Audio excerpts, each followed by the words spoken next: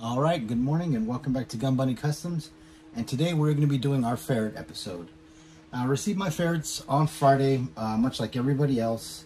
And so today was time to go ahead and go through and make the video. I unboxed mine.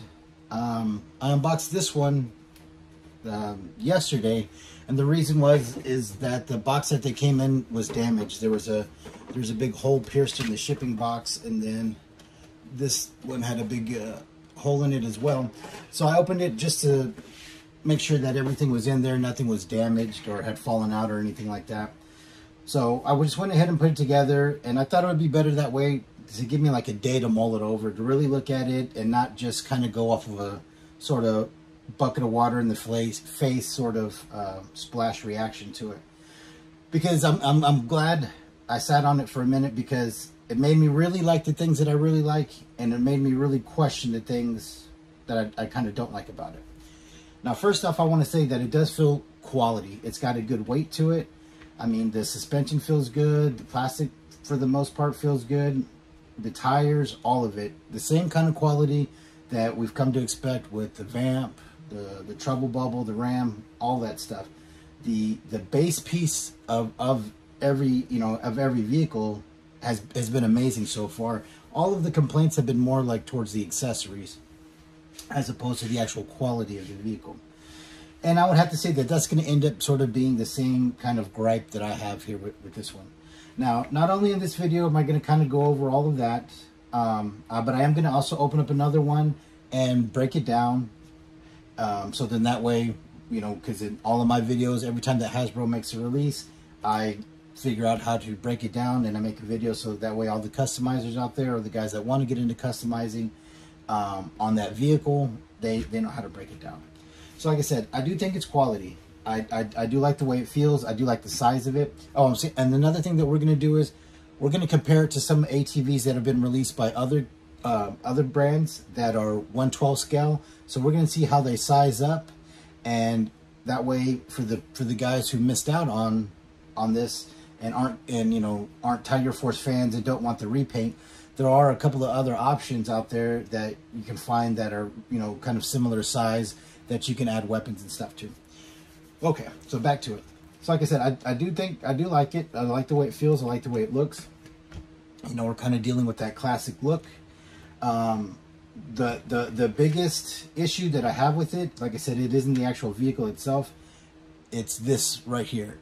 It's this gun. Now, up here in the front, you know, they stayed pretty true to the original toy. It doesn't turn with the handlebars, but I mean, I'm okay with that. You know, they did do the same, you know, the double-headed missiles that even as a kid I thought were kind of goofy, and I don't mind that they stuck to that, to, you know what I mean, to give it that classic look. My only complaint with this is just them using that same kind of real limp, rubbery plastic that I don't particularly care for, and started being real prevalent with the wave with Rock and Roll and oh my god, Torpedo, that spear gun. It was just awful, and you know what I mean. And we've been kind of dealing with this goofy plastic ever since. Like even look how crazy that, you know, that is.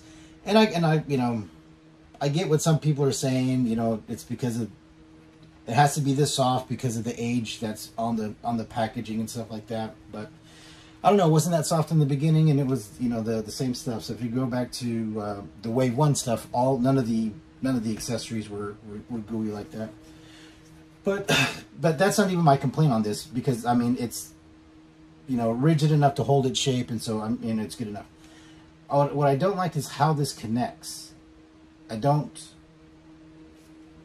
doesn't make any sense to me. I get it that they wanted, you know, it to be able to be removed so the driver can you know, hold it as like a personal weapon, and you know, kind of similar to what they did with the Gatling gun or the minigun on the Ram. So like I said, I'm not at all upset. I mean, the design of it is cool. I'm glad that they made it you know, detachable. I like that. What I don't like is how it connects. I think the way that it connects is extremely lackluster and kind of goofy. It's just a stick. It's just a stick that you put in here, and you can, you know, I guess the cool part is you can put it anywhere on this kind of cargo rack that's on the back. You know what I mean? But to me, it takes away from that really classic look of having the flamethrower on that side. That was a feature that we all loved as kids. You know, the hose that went in. You know, that was one of the biggest and most impressive play features on that thing. Right? Was that? And like I said, I get that they made it like this. I'm not upset by the way that it looks. You know what I mean? I think it just needed to be a little bit longer. And if this is how they were going to connect it here in the back, you know, depending on whatever side you put it on, put it on this side because it's the side that the toy, you know, came on. There needed to be some kind of point up here to where it would connect onto as well, to kind of snap on there. If you understand what I'm saying, the way that it does in the original toy, there's a little piece where the barrel of the flamethrower sits on. If we would have had that, the two connecting points, whatever side that they put it on, I would have been happy with that. I think that would have been very cool. To me, the disappointment in this is the way that it connects. To me, it's just it looks lazy. There's no frills, no thrills. There's no, you know, hose that connects it. There's no, you know, belt-fed ammunition. There's no magazine-fed ammunition. There's nothing. It's just a flamethrower on a stick on a rack. Yeah, I don't know. Anyway, so that's my biggest complaint on this. And like I said, it's not the way that it's molded. It's not even the gummy plastic. It's that it doesn't have two connection points to give us that classic look. And that was definitely something that I would have easily traded this cargo rack that nothing attaches to for that, to make this slightly longer and have the connection point and the hose. I would have traded this plastic right here, and this comes off very easily for, yeah, it just kind of snaps in.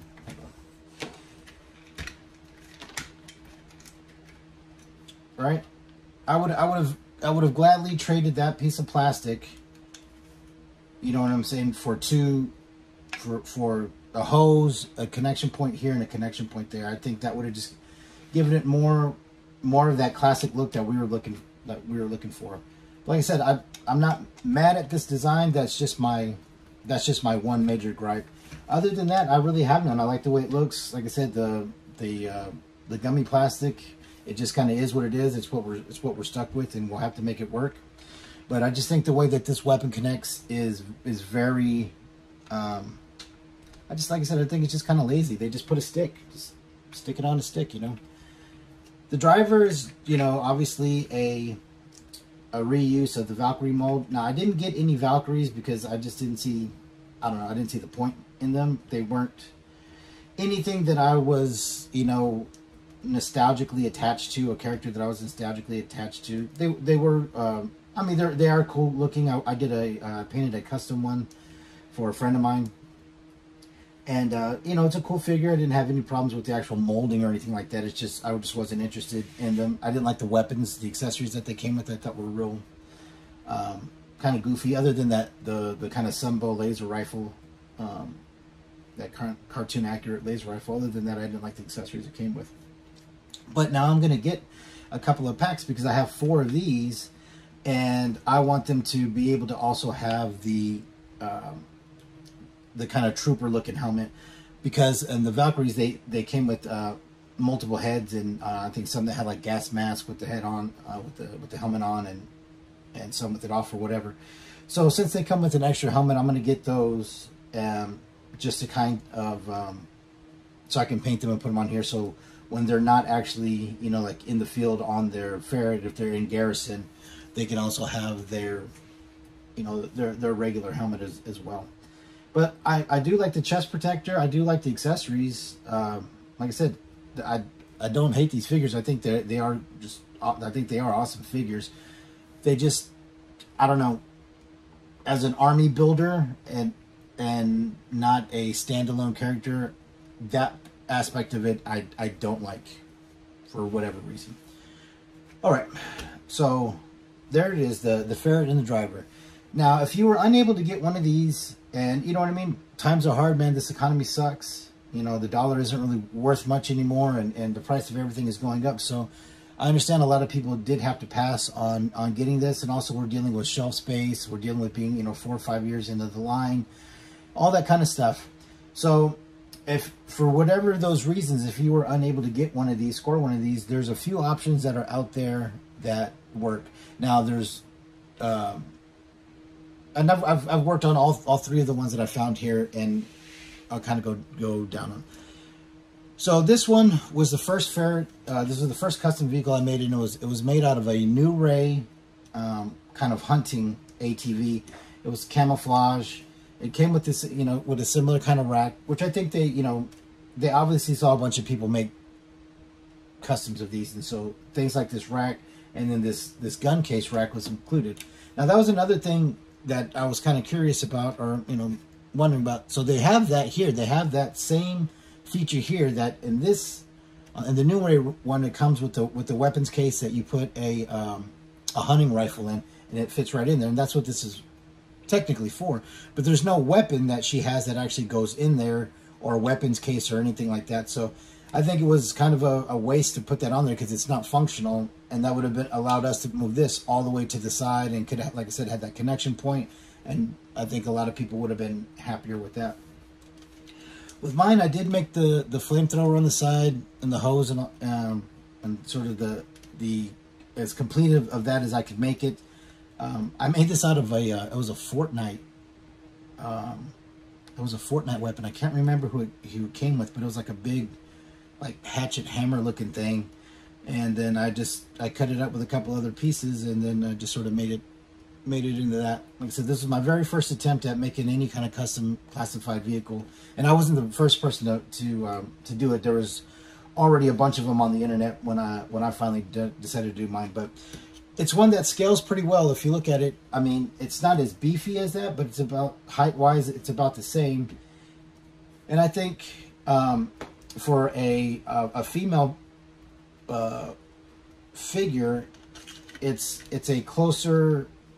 I think it's a closer fit scale-wise. I think she looks better on this one than she does on that one. I would prefer, and it's just because of how small the figure is and how big that vehicle is. So I think for like a Lady J, a Baroness, or anything like that, I think this scales better, because even though this is 1/12 and technically classified as 1/12, it's not the same when with other model makers, especially like car model makers and other toys. They go off of a true 1/12, which is like the average. You know, they base it, I guess, off of the average size human being, right? When they make their stuff, right? So like I tried to use some AMT vehicles as that are 1/12 as customs. But even though, yes, they're both 1/12, the average Joe figure is like 6'3", right? Like when you look on the back and it gives their height, they're all real tall guys. So the average car, you know what I mean, not G.I. Joe vehicle, the average American car when it was made or whatever, you know, they based that scaling, not the 1/12 scale, but they based that scaling off of the average size of a human, you know, American human being, which is like 5'6" or 5'7". The average size Joe is, you know, 6'3" or 6'4". They're huge. You know what I'm saying? So imagine a 6'4" size guy, you know, getting into a Corvette. You know what I mean? It's the same thing, you know, even though, yes, they are true to life to scale to each other, it's still like a really odd fit. You know what I mean? It doesn't look right, like Shaq trying to get into a Corvette, right? And so I kind of feel that because the guys are so big in the classified line, their cannon, their bodies are, you know, like I said, real, they're not average size guys. It makes using other vehicles that are 1/12 difficult because they're more real world scaled as opposed to G.I. Joe scaled or comic book scaled.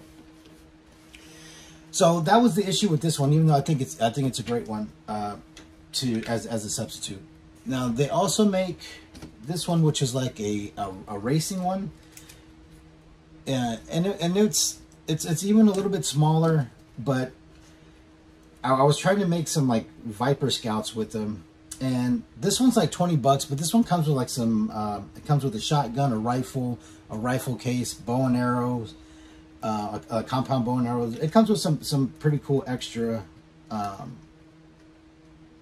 stuff. Now, like, see, to me, I like the way this scales with her, and the way it looks with the helmet. It's more of that kind of motocross, you know, look. She's smaller, so she can kind of really get down on there. And that's the other thing is the articulation that makes it difficult for them to really get into these vehicles and for you to pose them, because, you know, you can only compress them so much, whereas the human body and the clothes that they're in that are, you know, that are meant, you know, for movement, you know, you can compress yourself, you know, a lot more. You can, you know, really get hunched in there, whereas these, you know, you can't as much. And so I think she looks good on this one. I don't think it looks out of place or too small. Like I said, I think that these are both new Ray. They're just different models. I think they both work well. Like I said, this one like more towards like a Ford Scout, and this one more towards you know, something that's heavy and armed. Now the last one is the one that I wanted to work with the most, but it's just too goofy for me, and it's the WWE one. And it's called the Sit and Spin, and I'm not even kidding. It's called the Sit and Spin, and it's got the same wrestling features where like it throws people off, and if I'm not mistaken, part of this spins and does something.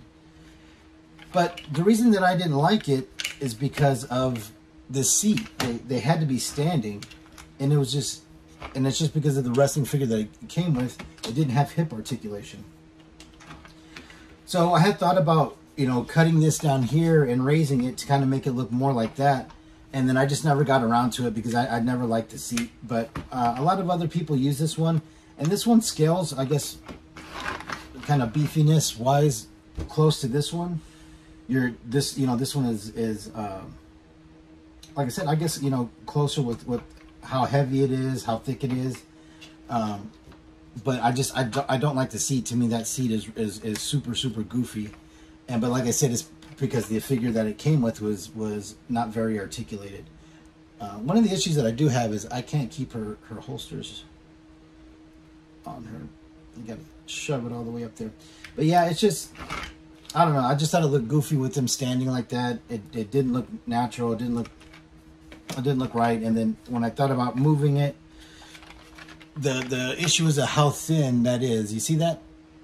And like I said, it's just because that guy's legs couldn't open. They were almost like, you know, like Star Wars kind of legs. And, you know, the original Kenner Star Wars kind of legs. So it just wasn't worth it to me to kind of cut into it and go through all that trouble and not really get out of it what I wanted. So, but I saw a lot of other people do stuff with them, and it looked great. It just wasn't what I had envisioned for myself. So those are 3 alternatives that you could get and paint up and customize. As well as customizing a ferret itself, like I want to do. So now we're going to get into the part where I take one apart. So let me break another one out, and then it's going to not have all the wheels and shit and all that stuff put onto it, and I'll be right back. Okay, and we're back. Okay, so here's one that I just opened. That'd spare you the horror of watching me and my messed up hands opening up that packaging. But this is the way it comes, without anything attached. Here are the tires, the flamethrower, 2 missiles, missile rack, the infamous stick that holds it, handlebars, the front winch, and I guess brush guard or whatever. And then you have this. Okay, so far all I can see is there's 10 screws here, 4, 2 and 2. I'm sorry, that's 12. 12 screws at the bottom, and then 13 and 14 here on the side. So it looks like 14 screws that we have to take apart, and then this thing will come apart. And so let's get to it. And also, you just gotta, like I said, unsnap this there. I did pull on this a little bit. I don't know if it's connected into there somewhat, but before I try to pull it off and yank it, I'd rather be patient and try to you know, gently unscrew it first. Okay, so I'm going to go through the process of trying to get all of these out. Make sure I don't strip any. try my hardest. All right, so I might have to get some different screwdrivers, but all I'm going to do is I'm going to take off these 14 screws.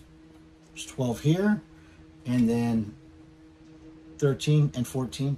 I'm going to unscrew those, and we'll be right back. Okay, and we're back. So, right here are our 14 screws.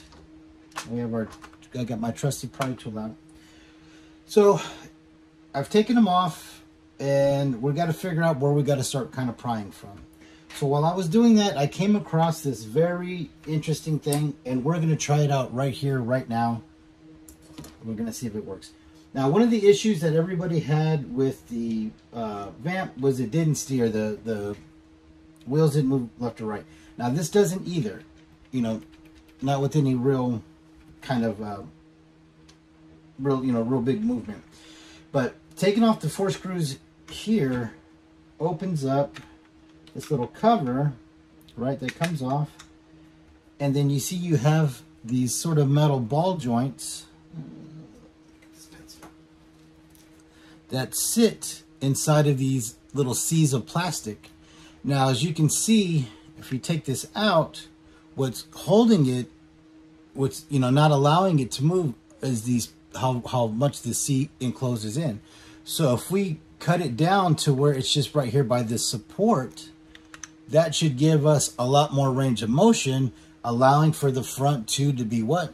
Steerable. All right, so let's see. So this is for my boy KJ, because I'm sure he's going to want to see if these steer. So what I'm going to do is I'm going to take a razor saw, and I'm going to cut just the tips of these C's off, and we're going to see how much it actually, how much movement it actually gives us. All right, so stand by. I'm going to take care of that, and I'll be right back. Okay, and we're back. And if you can see, let's see if I can point it out. I removed all of the sort of that C bracket that ball joint sat in. I removed everything that's past this support point. So once you push it back in, I'm going to show you the difference. It actually makes a pretty big difference as far as how much you can steer it. So it's actually steerable now, as opposed to this. So you can see that one, and then you can see that one.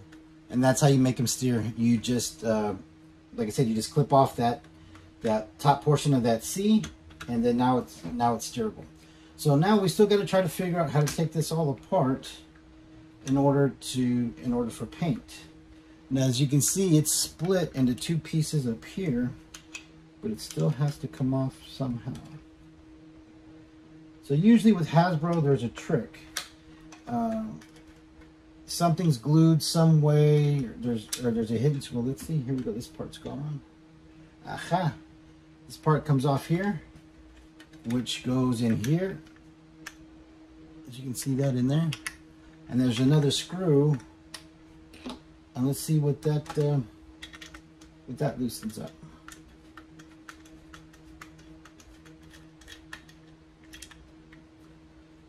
Now, if I was a betting man, I would say the same thing happens over here. Yeah, that comes off. What did that loosen up? Here we go.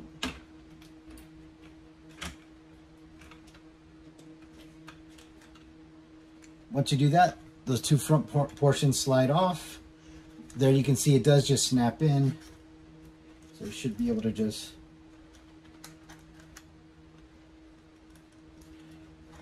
And you might have to heat it up. Yep. Pops right back out. Same thing should happen with these. Now, I'm not gonna, I guess you could make it 4-wheel, steering.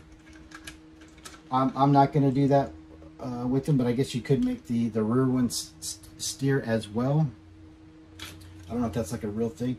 And let's see, then there's another one right there.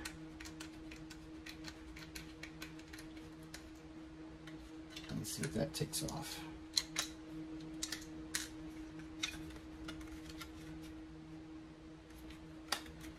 I don't know. It was on there though. Well, yeah, you can see that it's two pieces. This. Okay, hold on.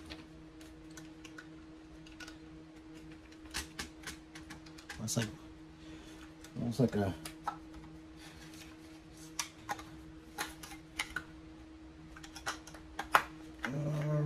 Uh-oh. So this separates somehow. You can see that the body separates in two. But where does it snap in at? Is that it right there? So and then you can see it snaps in right there. So let's see if we can unsnap those, which we did, and voila.